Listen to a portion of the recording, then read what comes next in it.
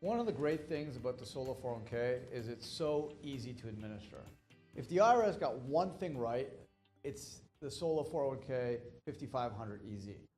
So essentially, if you're self-employed and you satisfy the eligibility requirements of a solo 401k, meaning you have a business, whether it's a sole proprietor, LLC, corporation, S-corp, you have no full-time employees other than yourself or a spouse or another owner, and you start a solo K and either roll retirement money in. The only thing you can't roll into a solo K is a Roth IRA.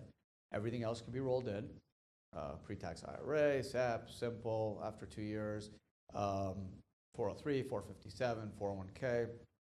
Very, very flexible rollover rules. But once your solo 401k is funded and you add to it through contributions, which the contribution limits are one of the main benefits of the solo 401k. In 2018, it's $18,500 if you're over 50, $24,500 if you're over 50. And then there's a profit sharing component, which will let you put in 20% of your comp if you're self-employed or a single member LLC, or 25% if you're a W-2 employee, up to a maximum of $55,000 or $61,000 if you're over 50 for 2018. So that's how you fund your 401k, whether it's through contributions or rollovers. But what do you have to tell the IRS? This is the best part. A lot of people are like totally freaked out when I say, well, if you have less than $250,000 in your solo K, you don't report anything. I say, what do you mean you don't report anything? How's the IRS going to know what I'm doing? Well, they made the decision that if you have less than $250,000, if they audit you individually, they may ask, because they'll know if you made contributions to your plan and they're pre-tax, they'll be on your tax return. So they'll know. So they'll know you had a 401k. If they audit you personally, they may ask for the plan documents. But if you have less than $250,000, they're not going to audit your plan. They just feel it's just not worth their time.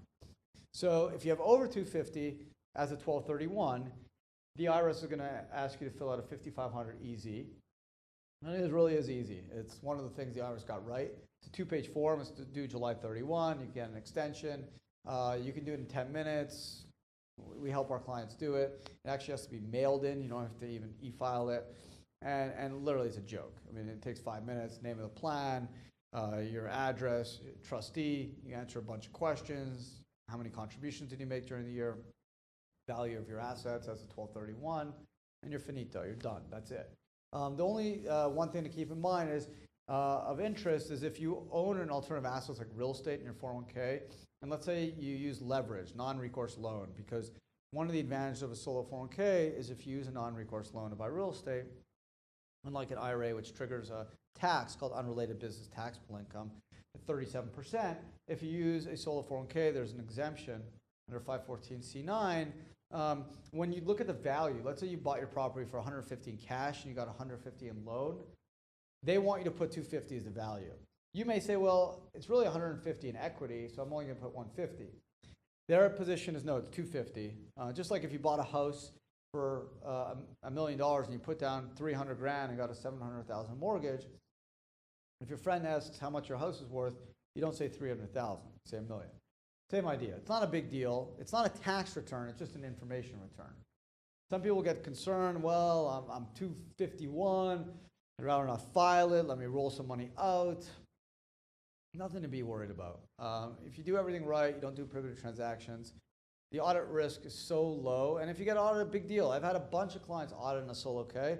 They're going to ask for the documents. They want to see you have a legitimate plan. They're going to ask for the opinion letter. And they may ask what you did with the money. That's it. They're not going to come to your house and ransack your house. It's not that type of audit. Okay? It's very simple. It's usually just a document request. They want to make sure you got a valid plan and you're not just taking contributions and making them up as phantom contributions or distributions or phantom deductions. So that's really it. It's very simple to administer. It's one of the main benefits of the solo K. So easy to use and administer. Under $250,000, there's no filing requirements. Over $250,000, 5,500 EZ as of July 31. It's 2 pages. You can file it. You can get an extension. Nothing to be concerned about. Super easy to do, and one of the great benefits of the solo 401k.